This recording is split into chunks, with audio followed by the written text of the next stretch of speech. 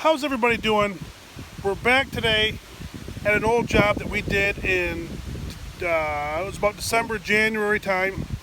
We have some chipwood to clean up.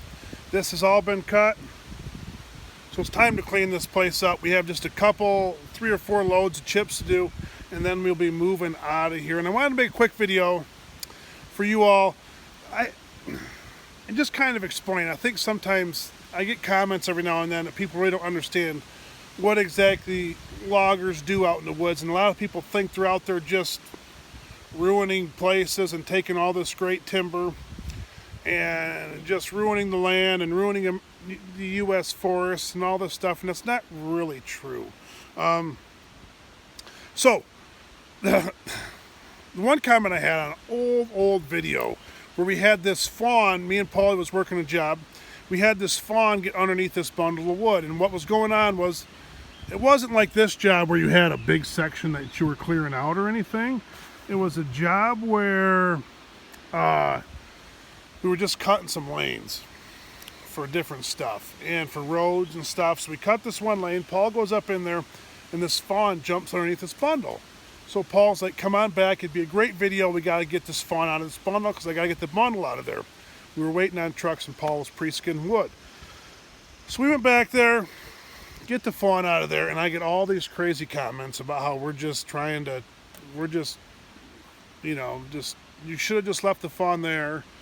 First you kick the fawn out of where its safe spot is, and then you harvest all the timber and now it has no place to live, and yada yada yada. So I'm like, that's not even at all what's taking place out here.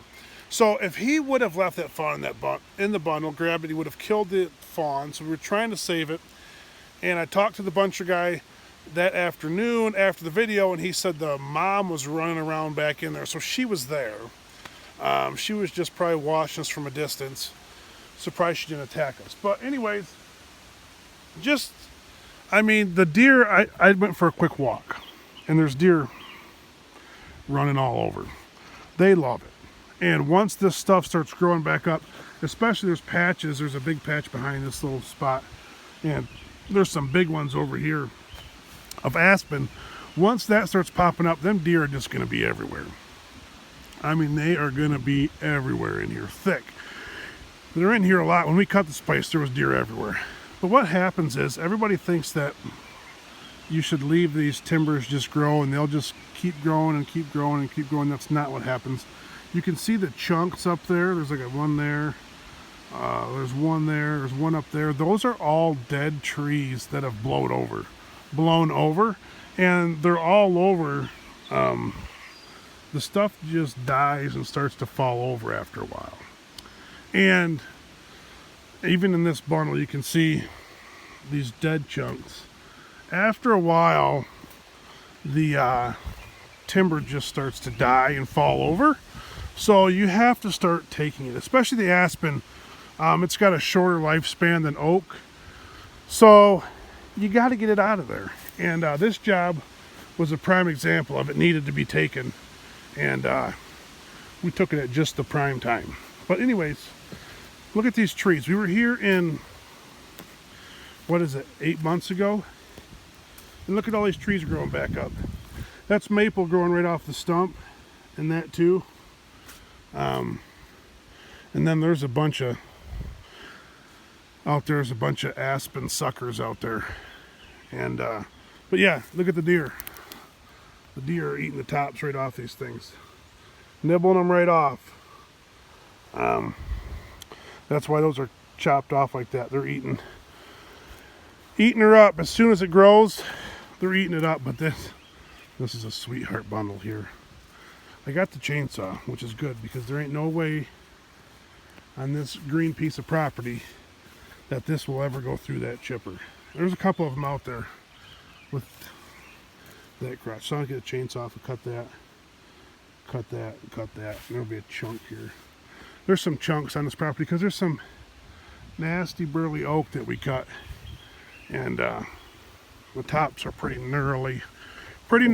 So, but you can just see all the dead chunks where stuff will just dies after a while, and it needs to be cut.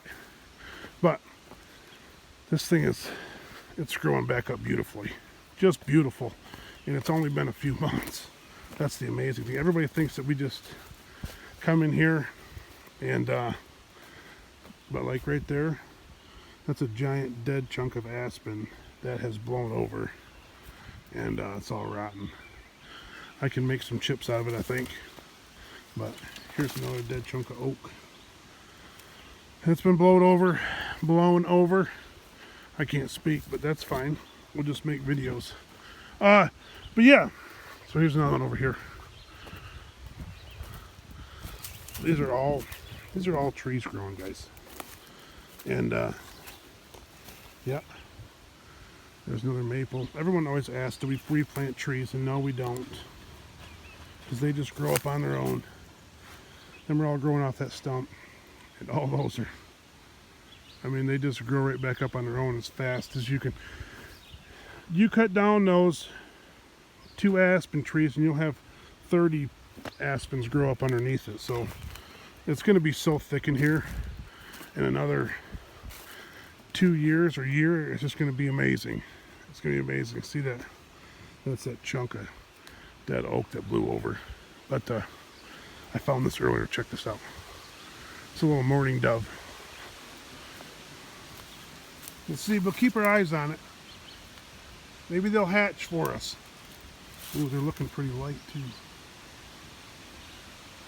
Oh yeah, and everybody thinks that we kill all the birds too. Loggers just kill everything, everybody thinks. But that was a stump we pulled up out of this trail. Little nest with little birdies. But there's deer all over back in here. I'd love to get a fawn video if I can catch some more fawns running around. I haven't seen one yet this year, but this would be a good job to probably find one, because I went for a quick walk back up in the woods and there was deer running everywhere. So this is the job we're cleaning up today. I have one truck. He dropped me off and then he's coming back, but we got to get some wood out of here. And yeah, I don't know what'll happen with the log truck's got plenty to haul. Plenty to haul. But yeah, that's this job. It's just some tops to chip, and there's a little bit of everything. It's one of them deals where there's some hardwood, there's some aspen, there's some oak. So I'm gonna have the trucker chip his own load, or skid his own load, skid his own load, and I'll probably just have to sort it out and go from there. So yeah, we did this walk around a while back, didn't we? When was that? That was a long time ago. I know he's hauled some wood off from here, got the grate out of here, and now we just have all this. So I should probably clean up those stumps. There's a couple bundles up there. I'm gonna jump in the skidder. I got to fuel her up, and then I'm gonna pull some wood to the chipper. I'm gonna try to clean that mess up.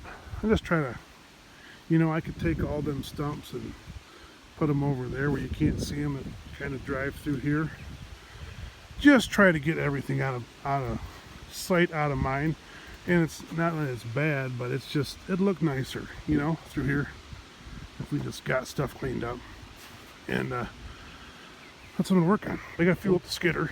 And then I always forget that them new skidders need DEF fluid. That's one thing I forget. So the trucker was grabbing me some at the shop. But we got some wood up through there, a little up through here, and like I said, there's some chunks up there. I should get those cleaned up. Just kind of clean up around here while I'm waiting. And I thought I'd make a quick video for everybody before we even got started. Cleaning this place up. There's some sweethearts in here. I mean, there's some gnarly stuff. There's some big nasties in here. Boy, there's a double there. It's a nice piece of wood.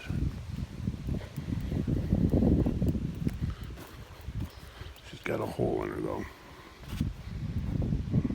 All the way up to that crotch. There's Oh, nice chunk of firewood. Whew. Beautiful stuff. But, yeah. That one right there won't go through the chipper. Not this old girl. Not the old girl. The new girl might gobble that up. It might not though. Yeah, I think she would. We'll get you in trouble with them big knots.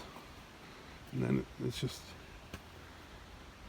too big for the old thing. So I'll have to sort some stuff out. And got the 372 ported and polished that I can get out and play with if need be, which I'm going to need to. So there's a little bit of this job to clean up. And yeah, this was a job where I did the drone video. I had some good drone videos. There's a beautiful lake way over there on the property, and I made some videos of that in the winter. People were ice fishing, and this is where Josh had the fuel filters gelled up, froze up, and I had to train him. Yep.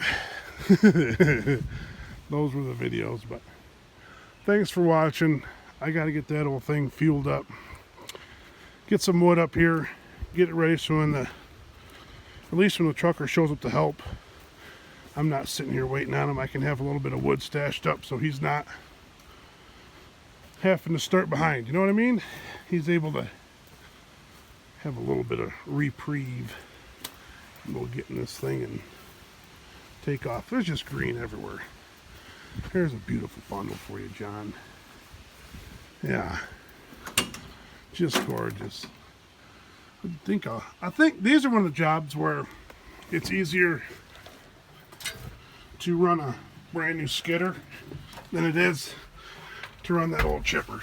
You know what I mean? Because chipping this stuff out here, no fun. But it's got to be done. And there's only one way to do it. One tree at a time. Just keep rolling. Even in nasty tops.